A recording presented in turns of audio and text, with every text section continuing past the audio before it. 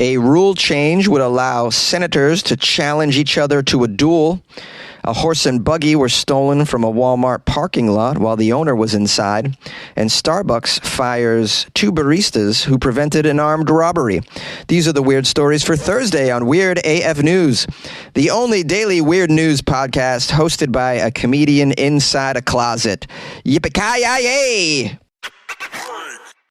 Missouri proposes a rule change that would allow senators to challenge each other to a duel. And I have to say, upon hearing of this proposal, I approve 100%. Let them blast away, these senators. I think this would really make America great again. In fact, I want to watch it all on TikTok. We could sell tickets to this event. Dueling senators, dueling congressmen, insert other and all politicians. This would, if you do a pay-per-view event, this could boost the economy. That's right. Televise this. This could replace those dull debates. Maybe create an app called like Only Duels, where you could just watch duels. Only Duels. Stupid. All right, let's bounce right into the details of this. A member of the Missouri Senate has proposed a rule change that, if passed, would allow senators to challenge one another to a duel. Nice to know with all the real problems out there, the senators are talking about this sort of archaic buffoonery. Senator Nick Schroer put a motion to the state's Senate to adopt a rule change allowing state politicians to settle all of their grievances through physicalities. Well, I'm not sure physicalities are the way to go. I mean, given how old and fat these Midwest senators seem to be, I think merely challenging one another to a race up the stairs would have the same effect as the duel. Not the same effect. They'd both be dead by heart attack. This proposed amendment was posted on Twitter.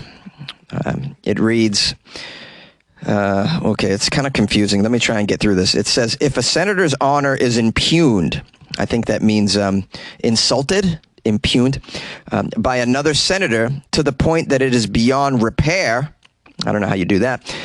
And in order for the offended senator to gain some satisfaction, such senator may rectify the perceived insult to the senator's honor by challenging the offending senator to a duel. You have offended my honor! And then they start putting on white gloves. I know how this works out. I've seen old-timey movies. Oh, the regressive party, hard at work to bring the country as far backwards as they possibly can. Okay, continuing with the layout of what's going on. The trusted representative, known as the second of the offended senator, shall send a written challenge to the offending senator. A written challenge. I imagine they have their assistant roll up with a long scroll. Message for you, sir. Yes, it seems here Senator's honor was insulted by yours truly. Okay, back to the description. The 2 senators shall agree to the terms of the duel, including choice of weapons, which shall be witnessed and enforced by their respective seconds.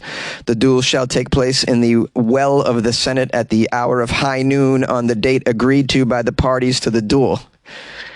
Wow, a lot of this. Okay, you're going to have it in the well of the Senate? I mean, that could get a little bloody in there, depending on the weapon they agree on. I love that, too. They have to agree on the choice of weapon.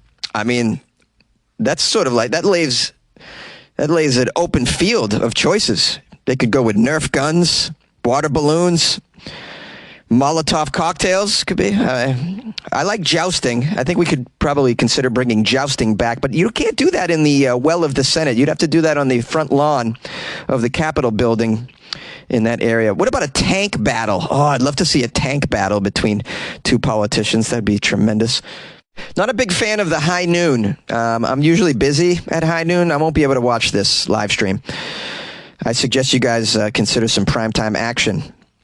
And maybe not in the well there. Like, consider doing like a dome. Maybe like an arena. You want a live crowd. You want a big crowd for that sort of duel, I would think. I'm all for this. If 2 elected officials are stupid enough to want to shoot one another, we should let them. I mean, we need professionals in office, not children. We can replace the dead ones with reasonable human beings, with brains. That's important. They should have brains. A horse and buggy was stolen from a Walmart parking lot while the owner was shopping. Well, this is just straight foolishness. Everybody knows you don't leave your horse running while you go in and pick up a few items. This story is out of Michigan. An Amish family had their horse and buggy stolen while they shopped at a Michigan Walmart. Well, guys, what are we going to do? We got to form a posse, track down this horse thief. Is horse theft still a hanging offense? I do believe it is. The Amish are like, not suitable. We want death by drawn and quartering. Now, the theft of this buggy and the horse took place on Saturday at 5:30 p.m. in the town of Sturgis, Michigan, which is about 100 miles south of Grand Rapids. The Sturgis Police Department were called to the Walmart. Called to the Walmart? How did the Amish call the police? They sent a carrier pigeon. Hey, Sergeant, we got a pigeon at the door here. Oh, it's a pigeon? Bring it in here. Yeah, it looks like it's got a little note tied to its foot. What's it say? Please come quick. Our horse and buggy was stolen. Meet us at the Walmart on 1500 South Centerville Road. The report was a stolen Amish buggy and horse from the Walmart parking lot. According to the statement from the Department of Public Safety, quote, a truck driver parked in the Walmart lot had seen a female steal the horse and buggy. The individual gave police a description of the female subject. Well, that's simple. They just got to track down this horse and buggy. Do they have OnStar for the horse and buggy? I'd love to see this police chase. I'm guessing they'll catch up to her real quick. It says, as it turns out, police had already made contact with the 31-year-old female suspect earlier in the day at the same Walmart, though officials did not elaborate on why they had spoken to her or what the reason behind the contact was. She's been trying to steal vehicles out of the Walmart, but she couldn't get into a car. Those are often locked, and they have these things called windows, something that I believe you won't really find in all buggies. So, there's a lot of barriers to keeping your buggy safe and beyond theft, it would seem. I mean, anybody who knows how to jump on and go, yeah, could probably just take off with your vehicle, it would seem. I think I could steal a horse and buggy, and I've never tried, but it'd be a lot easier than stealing a Toyota, I think. Now, I would love to find out if this woman was a member of the Quaker organization or the Mennonites, perhaps. They have ongoing feuds, the Quakers, Mennonites, and Amish. They're all battling to see who can resist iPhones the longest, I think. It'd be crazy if she was an Amish, yeah? I mean, crime's really out of control when it's Amish on Amish crime, I would say. Now, it says here, police eventually found the stolen horse and buggy, thankfully. Is the horse okay? I just really want to know if the horse is okay. They found the horse and buggy the same evening and were able to find the alleged unnamed suspect at a nearby motel where she was arrested without incident, it says. The horse was returned to the family along with their buggy following the incident, and the police say that the animal was unharmed during the ordeal. Wonderful.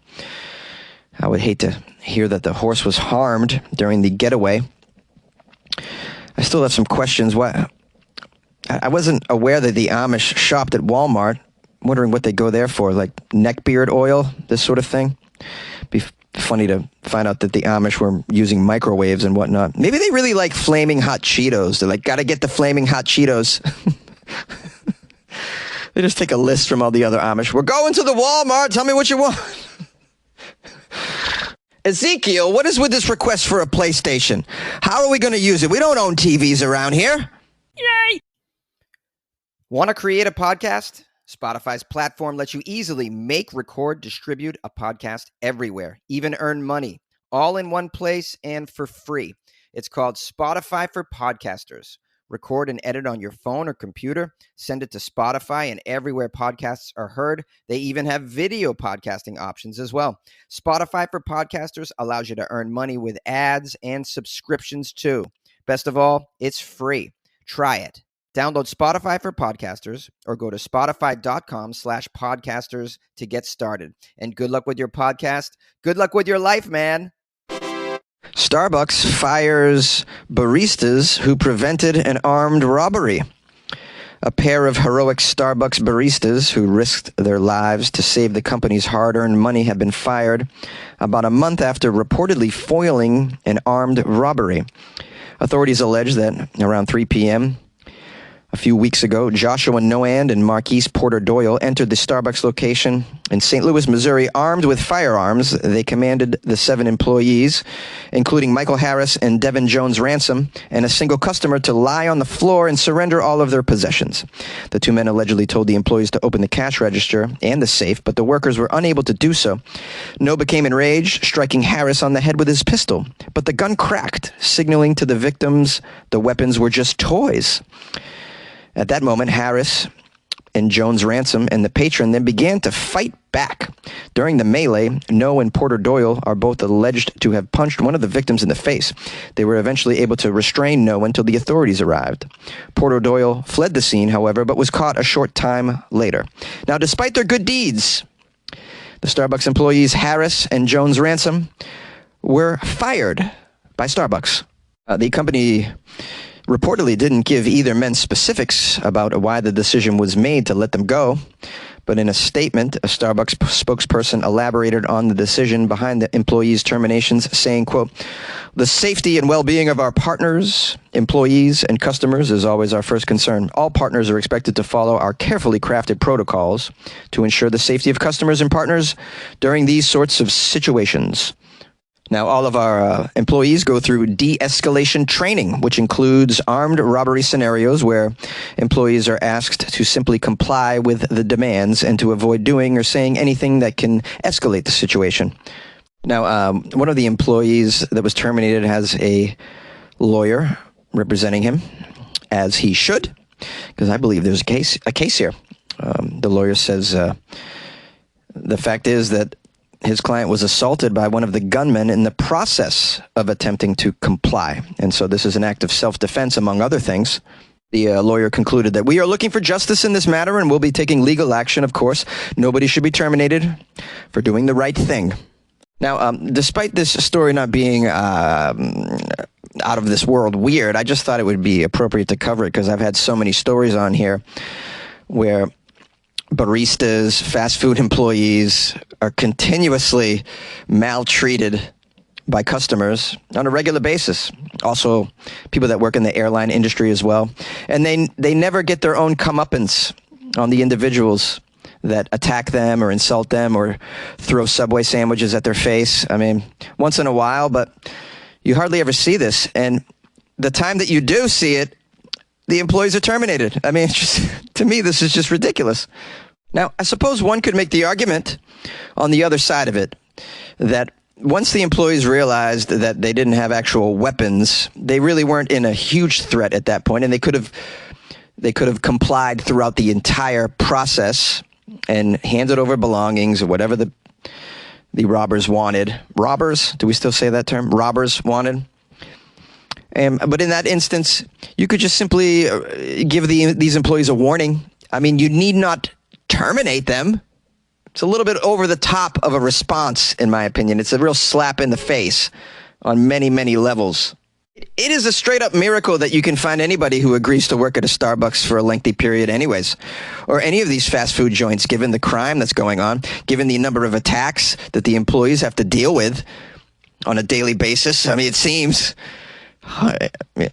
just be cool. If you got people that want to work in this dangerous environment for very little money, be cool, bro. Be cool with them. I would imagine at a small, like, mom and pop business, this wouldn't have happened. But because this is a large corporation who just doesn't care about their people at the end of the day, they just care about bottom lines. You can kind of understand this behavior. That's where it's coming from. Maybe you guys disagree with my opinion on this. Maybe you think that the employees should have been fired. Maybe not. Call the show, 646-450-2012. I would love to hear from you. Listen, ooh, ah, ooh, do you want to hear the news? Ooh, ah, ooh, do you want it to be weird? I'm recording news for you. For you. Oh, sorry. Couldn't make it through. Hey, everybody. What's up, my loyal listeners and friends of the show? Appreciate you weirdos. Thanks for spending another episode of Weird AF News with me, the host, Jonesy. I'm so grateful for your time. I'll try and keep this outro brief. This is the Thursday episode, so tomorrow's Friday. You know we're doing only weird news from Florida on Friday. That's what we do on the show. If you're new to the show, it's called Florida Fridays. We just do weird news from Florida from this past week. So if you come across some weird Florida news, don't hesitate to email me, funnyjones@gmail.com. You can also send them to me as a DM in my Instagram @funnyjones as well. Appreciate that. I appreciate it. I'm going to attempt to publish some phone calls after this if I can tackle the technical side of this issue that I'm having with my Google phone number. But hopefully we can do that. If you guys want to call the show and leave a message, it's 646-450-2012. I appreciate hearing from listeners. If you want to support the show because you are wealthy, you're a rich person, the economy's turning around, maybe you're doing good, you can support the show by going to weirdafnews.com. That's the website. You can click on the coffee cup to buy Jonesy a cup of coffee, or you can join the Patreon as well. That's like buying Jonesy a beer every month. Pretty cool, right? I have some people that bought me coffees the past couple of days. Let me give them some shout outs. First of all, we have Grouchy Trucker. I'm not sure this individual's real name, but we're going to call this person Grouchy Trucker because that's what they're saying they are. That's the name, Grouchy Trucker. I love it. Grouchy Trucker wrote me a message in addition to buying me coffees. Hey, boss, time to update your website. I don't have any clickable link or reference link to your Magic Mind sponsor. I will re-listen to the last episode to get the referral link again. Just putting it out there. Okay, a little bit more about that. Okay, thank you for making the monotonous grind on the road that much more tolerable for me. Keep up the good show. You talk to me, I'll get you out of that effing closet, man. Thank you. Look forward to the next episode. Oh, also they asked, I want to maybe consider mentioning that during your commercial break when your new episodes are released for us new listeners as well. Sorry, I'm butchering this message, but it was long.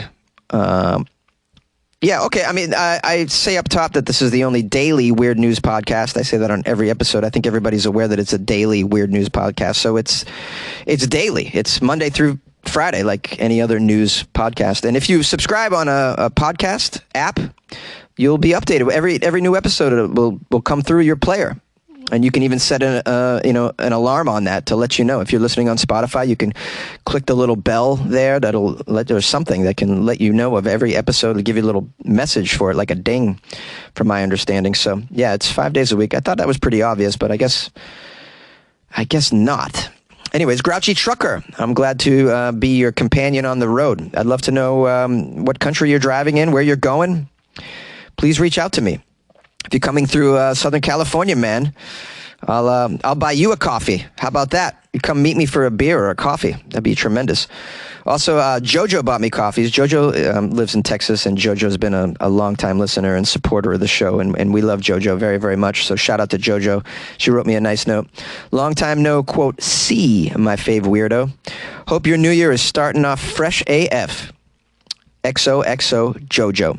Jojo, you'll be happy to know that my new year is starting off fresh AF, and I love that you use that old school adjective, fresh, because I like to use fresh as well. I say fresh and I say fly. I think they're amazing terms, and we should bring them back. But yeah, I hope your new year is starting off fresh as well, Jojo, and I appreciate the coffees so very much, and I appreciate you. Hope you have an amazing weekend. Yeah, so those are some people that are supporting the show, so we want to give them some love. Those of you in the Patreon, I published something today, and for the next 4 or 5 days, I'm going to be putting out some weird videos that I've come across that I loved. So just some extra weird content from yours truly. I think you'll enjoy it. So just an update. I know not all of you are in there watching and watching all the content that I put in there. So maybe want to dip in there and after a few days and check that out, because there's some good stuff that I put in there. You guys can join the Patreon by going to patreon.com/weirdafnews or downloading the Patreon app on your phone, doing a search for Weird AF News. All right, I'm getting tongue-tied here because I'm trying to run through this outro as quickly as possible, not to take up too much of your time. But thank you for being here. I appreciate it. We'll see you tomorrow for Florida Friday. Yippee-ki-yay! Okay, so about the French names things, how many girls and women do you know named Brie? Okay, maybe that's not necessarily for the Brie cheese, it's Brianna or whatever, but hey, Brie, there's so many of them around. Jonesy, you make my life good every morning. that I'm able to tune into you. My life is busy, so I gotta get you once in a while. Anyway, this is Tony from Madison, Wisconsin. Peace and love to you. Jonesy, I believe we are treating cats and dogs better than homeless people. We are telling them, they're supposed to go inside if the temperatures are 40 degrees or below.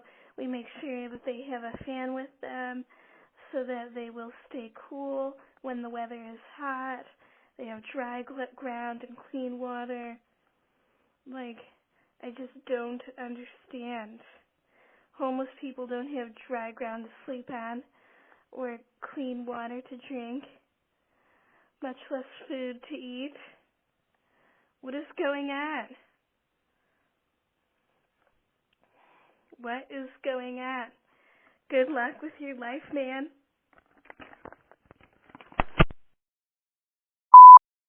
Jonesy, me mate.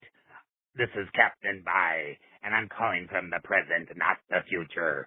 You know that phrase they have about enjoy today, because yesterday's the past, and it's gone, and the future is a mystery, but today is a gift, and that's why they call it a present. Well, I like that phrase, Jonesy. It's like eating an oyster, and that's a good meal, and you go to take a bite, and what do you see? Oh, you find a pearl. Aha! Wonderful, wonderful gift. Well, Jonesy, that's like watching and listening to your podcast. It's more than you ever thought you'd get. But I want to talk about that other aspect of this phrase, the future, a mystery. Well, that caller that calls himself the future, well, he's definitely a mystery, because I don't think he knows exactly who he is. Is he someone from the future, an omniscient, omnipresent being?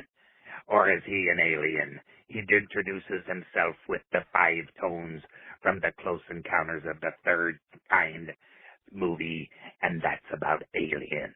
What's next? What's next, huh? Is it going to be the theme from Star Wars and the bar scene? Is it going to be also Sprach Zarathustra from 2001 Space Odyssey? I don't think this man knows what's coming out of his blowhole. I think he's got his head up his arse when he says that everyone's going to have 2 names in the future, because one's going to be their birth name and one's going to be their television name. He says it's because the TV name makes their cathode ray tubes vibrate. He's full of barnacles on the brain. They don't make cathode ray tubes since the early to mid-2000s. Oh, Jonesy, this guy, I think he's got some algae on his anchor. Ha ha ha ha! Jonesy, the reason the judge named the girl Nutella is because Ella is part of the name Nutella, and Ella means beautiful goddess from the Hebrew. And Jonesy, if her name was Miracle Whip, he would have named her Mira, like Mira Sorvino, or the name Mira, which in Hebrew means goddess. That's right. So Jonesy, come to me for information, and let the future just pass away into oblivion, because if he's really from the future, he wouldn't be surprised by the things that you say, as he said he was, because he would already know, because we're in the past with relation to him. Shiver me, Tim.